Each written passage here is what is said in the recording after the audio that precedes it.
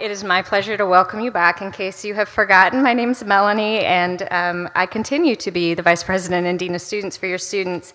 But I thought it might be helpful to learn a little bit more about what that means here. What am I the Vice President of? I get the privilege of serving an area called Student Development. And Student Development really is designed to bring a focus to student experience outside of the classroom. What we really want to do is help foster a community of care for your students so that they can come here and thrive in our campus community, in our academic experiences, as well as our experiences that we work diligently to provide outside of the classroom. Some of the areas that are within student development, big areas, things like athletics, safety and security, but also things like health services and counseling, things like student programming board, housing and dining, leadership development. There's a number of areas that I just enjoy every day getting to work with so that your students have opportunities outside of the classroom to apply what they're learning inside of the classroom. One of the reasons that we wanted to take some time today to talk to you about productive partnerships is that we really do see this as a collaborative effort to help your students succeed. You made a very conscious choice to help encourage your son or daughter to attend our magnificent campus, and we are so thrilled that you made that choice. And to be respectful of that, we want to make sure that we're doing everything we can to help you help your child find their way here. And one of the ways that we think that that is meaningful is through looking at the idea of persistence and grit. And the way I think about that is often helping our students stay focused on that long-term goal, which for us is graduation, and I'm betting for you it's graduation. And our desire is to help students when they get into the weeds a bit and get caught up in some of the challenges that they're having day to day, that we help them find ways to stay focused on why they came here, why this is a good fit for them, and how they can get through a challenging time to move on to the next phase of whatever's going on. And so we are here to partner with you to do that. And one of the ways that we find that that's helpful for families to understand a bit of how that can work is by having the opportunity for you all to hear from current parents of a student on campus. And they will have the opportunity to help walk through some scenarios that we find are fairly common for families and help us sort of facilitate how we might help you process those so that you feel comfortable when your son or daughter is coming this fall to feel like we're going to take good care of them in your absence. So it's my privilege today to introduce to you Tracy and Wade Parker. Let's give them a round of applause. They're proud parents, I'm assuming, of Roland, who is currently a student here, and Michaela has kindly agreed to serve as their fake daughter today. Let's give her a round of applause. And we just have a few scenarios that they're going to walk through a little bit. We'll have opportunities. We'll take your questions as we're going through and try to share some tips or lessons learned from the family members on stage, from you in the audience, from Kristen or myself, just to help you continue to process where we think you and our areas can partner together to help your students be successful. So the first scenario we're going to talk about is, as Ms. Gorley alluded to earlier, at some point in the next several weeks, you'll be bringing your child back to us, and we will not be giving them back to you. And some of you might be overjoyed by that, and some of you might be a little nervous about that. So we thought we'd start with that, about leaving your child for the first time.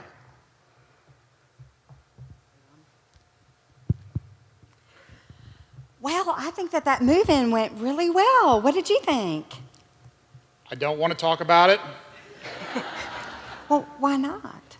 I mean, her room is cute. We got it all set up. It seems like her roommate seems really nice. I don't want to talk about it. Well, okay. Here's what's going to happen. Okay. She's going to leave us forever.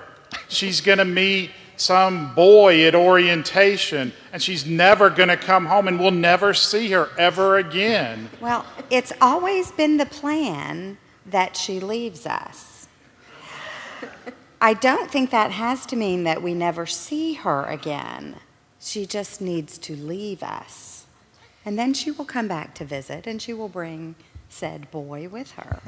Are you sure? I'm very certain. I'm very certain of that. And just think about all of the fabulous things that we can do now that she's out of the house. I mean, we have all of that extra room. We've always wanted a home gym. We could turn her room into a gym. You know, Jason Isbell just came out with a new album. We can go anywhere we want and see the tour. That's true. Right? And not have to worry about leaving her home alone or anything like that. Well, they did mention at Great Beginnings that there was that family weekend in October. So I guess we could see her then one more time. One more time. And climb the rock wall if we want. Climb the tower. Absolutely. Yes. Okay. Absolutely. I feel better now. Thank you. Yes. I think it'll be good.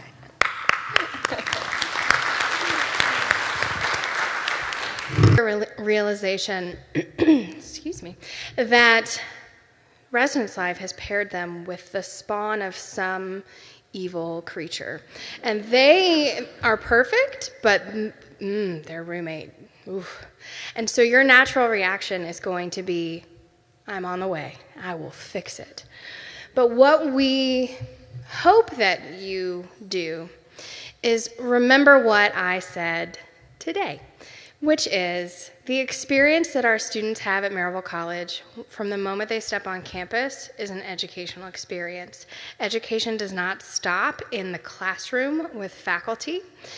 We consider learning to live with someone something that we want our students to learn while they're at Maryville. So when they walk across that graduation stage in 4 or 5 years, they have more skills than just the ones they've been taught in the classroom. But we're not going to throw your student to the wind and hope it works out okay. We have professional staff members, most of whom have master's degrees, living in the residence halls by choice, who work specifically with our undergraduate students to help them with these situations. We also have resident assistants who are undergraduate students very similar to the peer mentors who are living on the floors, who are working to build that community that I talked about earlier with our students. Part of what makes Maryville special is that about 75% of our students are living on campus. It is inevitable that conflicts are going to arise, that folks are going to find during stressful times that their roommate is the worst thing ever. And so we have staff in place who can help them. If you have a student who doesn't feel comfortable having a conversation on their own about how messy their roommate is, our staff is trained pretty heavily in how to help someone have a conversation, how to lead a mediation so that two folks who just can't see eye to eye find a way to work together. So I want to encourage you to support your student, but becoming their advocate cheats them from an educational opportunity to learn how to handle it themselves. In my mind, I would rather have them practice on folks that they may not know down the road than have to learn this when they're old and married and have children of their own. I would rather have our students practice on each other and learn in an environment where we're going to support them. Does that make sense? Yes, Michaela's going to share some wisdom, no doubt. Hi. I know I stopped a few of the parents when we were talking, and I had a similar experience my freshman year, but I feel like that year was the most growing up I did since I've been here. Your mom's not there to wash your dishes, wash your clothes, or do anything that she probably normally does. But you also have to remember that Res Life has other jobs, and you don't need to be on them and harassing them all the time just because you're unhappy. And I feel like the growing up that I did, and my parents were like, you're just going to have to deal with it. That's the way that things are. So I think it's important to remember that adversity is a building process. And even if your student might not like their roommate their freshman year, things always get better. And I feel like I grew a lot from my adversity with my roommate. So I'm a great cleaner now. I wash my clothes. I'm awesome now. I want to be your roommate, Michaela. This is awesome. She's great. She's swell. Okay, so our next little scenario is that our friend Michaela keeps coming home on the weekends, every weekend.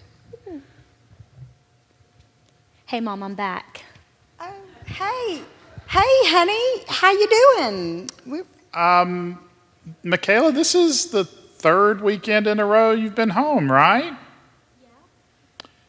You know, one of the things that we really liked about Maryville was that it is a residential college, and there are a lot of things going on campus there for the students. So we love you and we're glad to see you, but We are headed to New Orleans, so we're not going to be here this weekend. wouldn't you rather be on campus with your friends? I just miss you. And I miss home cooking. I just don't know what to do. I'm having a hard time making friends, and I just don't know what to do, and I miss home. Well, let me break it to you on the home cooking. Your mom doesn't cook anymore.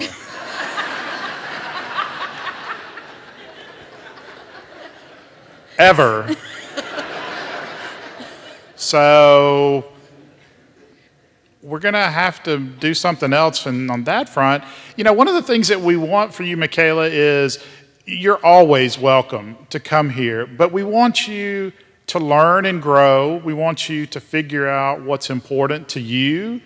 And I know that there are a lot of clubs and activities and the sponsored programs that are on campus. There's a lot to do there. And, you know, the Smoky Mountains are close by. So, you know, feel free to come home, but we really want you to give the campus life a try and really get engaged there, because I think you're really, really going to benefit from that. And I know it's not that you need to do laundry, because your room is right by the laundry room. So, and I'm not going to do your laundry for you, so. Yeah, your mom doesn't do laundry anymore either. I'll leave it all up to him now. But, you know, we also wanted to, you talked in the beginning about all these friends and people that you were meeting and cute boys, and we want you to go and develop those relationships. Maybe not so much with the cute boys just yet, but. So tell us about some of the things that there are to do that you've enjoyed. Well, I mean, you remember whenever we moved in, we had the luau with all the freshmen. That was pretty fun.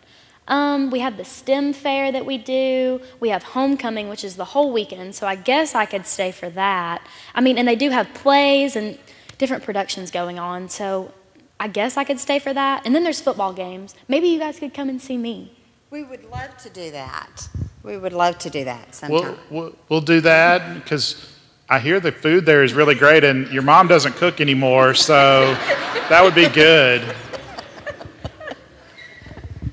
You're right. I love you.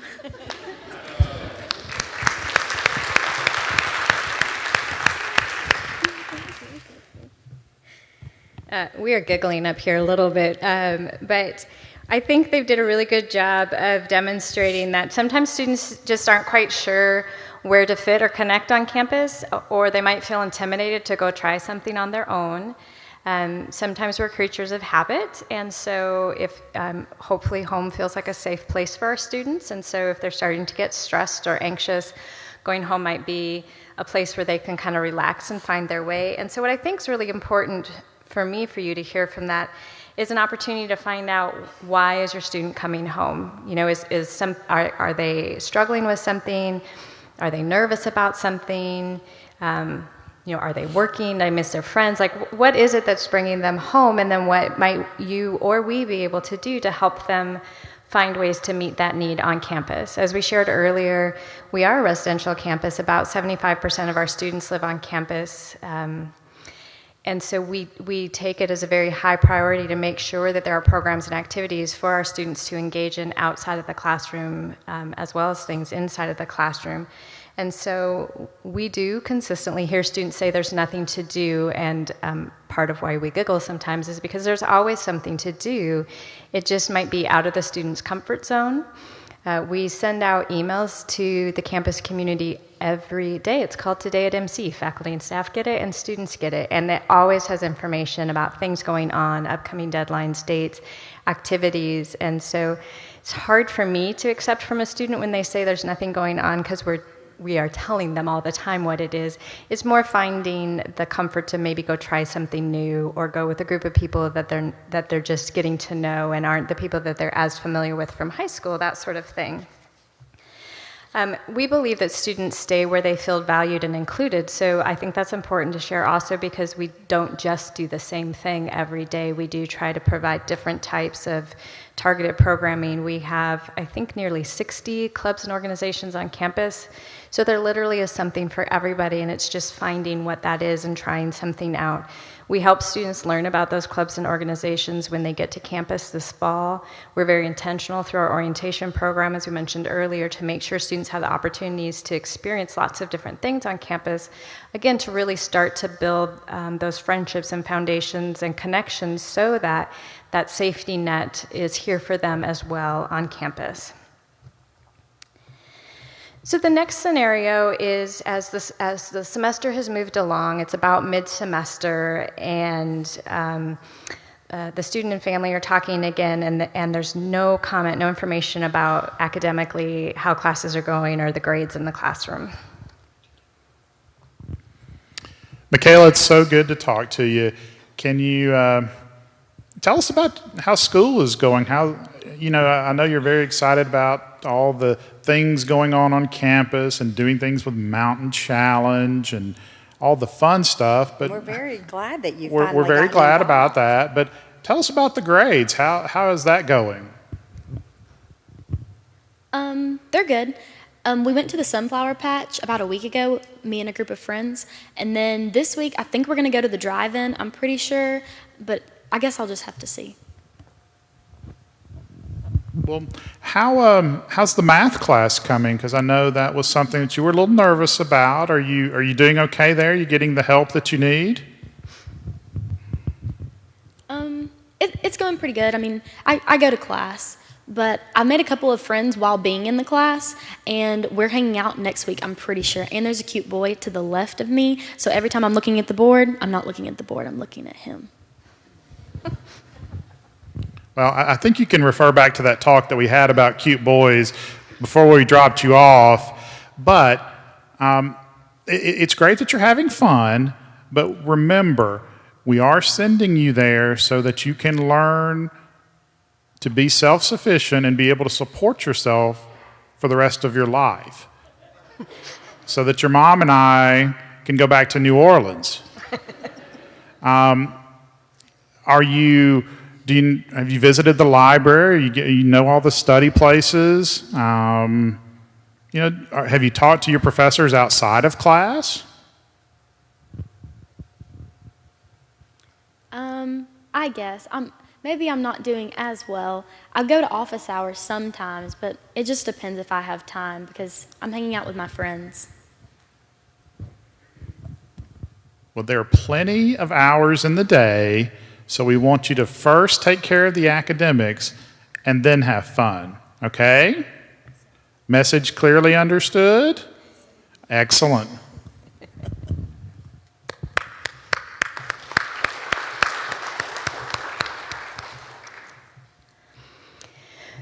We find that sometimes students are not sure academically how they're going. They might be in a class where they don't have a lot of assignments at the beginning of the semester, or you might have a student that's very used to getting A's and they've gotten a B or a C on a test. So there's always a bit of a transition there with students adjusting to that academic part of college life. So one of the things the college has undertaken for this upcoming academic year is actually moving to campus-wide mid-semester grades.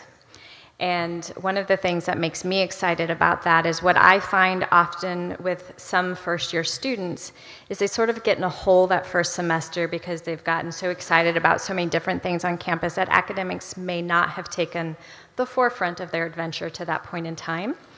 And then, once you get in a hole with your grades, it just takes a lot of time and energy to sort of dig out of that hole. Many of our students are here on scholarships of different kinds. The majority of those scholarships have GPA requirements, credit completion requirements. To maintain your eligibility for financial aid, you have to be making satisfactory academic progress semester to semester. And so we share this example to really urge you to stay connected with your students about how they're doing academically. Because, like we said, once you fall behind, it just takes a lot of time and energy to get caught up. Our faculty members are required to have office hours, so that is always an opportunity for students to connect with faculty that way. But again, our class sizes are small, and faculty know when your student isn't there. But they also do know when your students are there and have opportunities to get to know them and ask questions. And so to me, that's one of the extraordinarily fabulous things about our college is that we are a tight-knit family. We do know one another. We want the students to be successful. And so looking at those mid-semester grades is really a checkpoint, like how are things going? Is the semester going to end up okay? And you still have time at that point. Mid-semester is halfway through. You have time at that point if your student finds out that maybe they're not doing as good as they thought they were doing or could do, they still have time to do some additional effort to get those grades up. Kayla? She had referenced office hours. Do not let your student lie to you and say that their professors do not help. Every professor on this campus has office hours, and they are completely willing to see you. And a lot of the ones that I've had, they're willing to see you outside of those hours, which is an awesome thing. And there are tutors in the library, which she referenced as well, and I think that you need to encourage them to take full advantage of that. And I mean, like she also said in high school, I mean, I was pretty smart, but there is nothing wrong with getting tutored. There's nothing wrong with going to office hours, and it's nothing to be ashamed of because it's a wonderful opportunity because we are such a small school. So. And I would say one thing that helped us with our son, he is on a scholarship here. There is a GPA requirement. And when I would talk to him about how things were going, they've generally been going well, but I would ask him specifically, okay, what does that translate into grade-wise? I want to know how things are going. And so I would ask him specifically about the grades, how that translates into meeting the GPA that's required for his scholarship. I would ask him about the classes that I see that he's signed up for.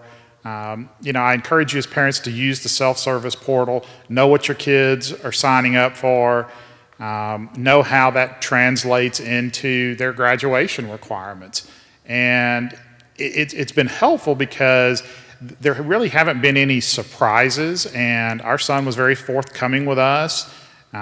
This spring, there were a couple of grades that were a little bit lower than what he had been making, but we knew that because we asked him how things were going, and we asked him very specific questions, and he told us. So I would encourage you, just ask them very probing questions.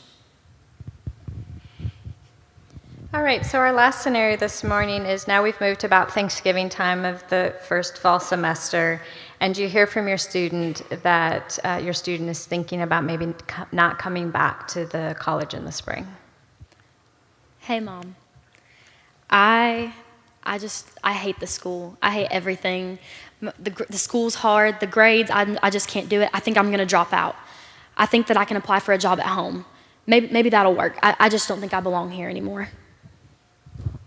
Well, honey, we are awfully glad to have you home for Thanksgiving, and I am once again cooking, or at least for this occasion. But, it's awfully soon for you to be saying that you want to drop out. Your grades are not great, but there's nothing tragic so far. There's nothing you can't dig yourself out of if you really apply yourself between now and the end of the semester. Sweetie, life is hard, and there are times that you just have to rub a little dirt on it and walk it off, all right? You know that in this family, we don't tolerate quitting. At the end of the school year, in May, we can sit down and we can talk about what the future holds then, but we feel like you absolutely have to give it a complete year. Just like soccer and gymnastics and tennis, we ride it out till the season's over. Now, what we can do is I would encourage you to talk to your RA about some of the things that aren't going well, talk to the academic support staff and see about getting some help in some of your classes, talk to the peer advisors, because I'm sure they've gone through some of the same feelings that you have, and we'll always be here to listen and try to help you, but you have to push through this, and you have to keep trying because quitting is not an option in our family. And you've just got a few more weeks before Christmas break, and you just have to give it that final push for this semester, and then you've got time until, do they still do Jan term? Until Jan term. Yes, ma'am. Thank you.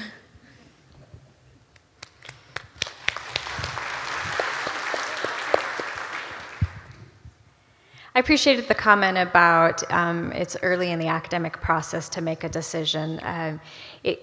Like we've talked about a few times already in this session, sometimes this first semester, that transition period for students is tough for a variety of reasons. And so this is where I think that persistence and grit comes into play, as we mentioned at the beginning, of helping your students stay focused on why they came here to begin with. And having conversations with them about, what were the expectations of being a student here? Why was Maryville the right fit when they decided to come? What was it that was attractive, and trying to bring the focus back to that. This is also the time where I would say we have lots of mechanisms in place to try to help catch our students when we think they might be struggling. We have something called a student intervention team, and Kristen and I serve on that, where we meet every week with a number of folks across campus and just try to keep a pulse on students that we think might be struggling. But what I would share with you is that usually comes from maybe a student is coming to class, or a student has made a comment to a faculty member or a staff member on campus expressing a concern about something. But I know that every student who might not have found their way yet doesn't end up on that list. So while earlier we said, for example, with the roommates in the residence life, we should not be the first people you call with a struggle. If you get to the point where your child is thinking about not returning, I do want you to call me. I take very seriously my responsibility to help students be successful here. And so there might just be something that has gotten missed along the way.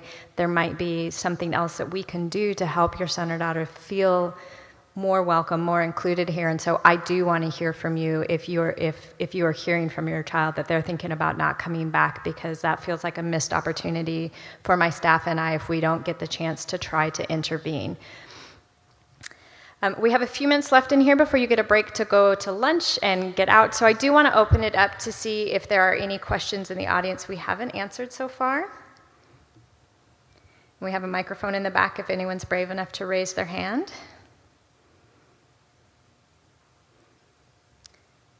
I do see a hand about middle row here. I'll say, how do you get somebody... my daughter's very good academically, but not very socially. So how do you get her socially involved? Go ahead. Personally, I'm pretty reserved too. I mean, I know it's surprising because I'm sitting up here, but a big thing, honestly, during orientation, you'll meet your peer mentor and you'll get to interact with a specific group. And I found that easier, like, okay, I'm confined to this group of people right now. I can at least get myself out there a little bit. And then we have opportunities to get involved with other peer mentee groups.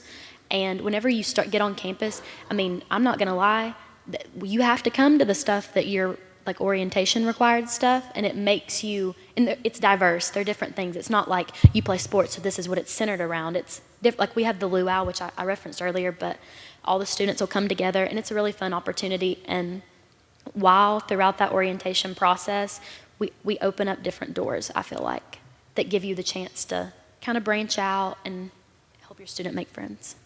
So. Is this on? It is. Oh, yes, it is. Hi. A lot of my friends are very not social people. And the way that they do that is you form a community on your floor a lot of the times in your dorm. It takes some courage, but you leave your door open in your dorm, and people will walk around and say, "Hi, I'm Molly." That's what Molly Hammett did to me. She's another peer mentor. She's like, "Do you want to walk around the floor with me and like meet people?" And I was like, "Sure." And so that's how I met Molly, who's here, and she's now one of my best friends, despite being a geek and like being inside a lot. So, and there's a lot of clubs with a lot of different diversity that your kid can also go in and join those too. So.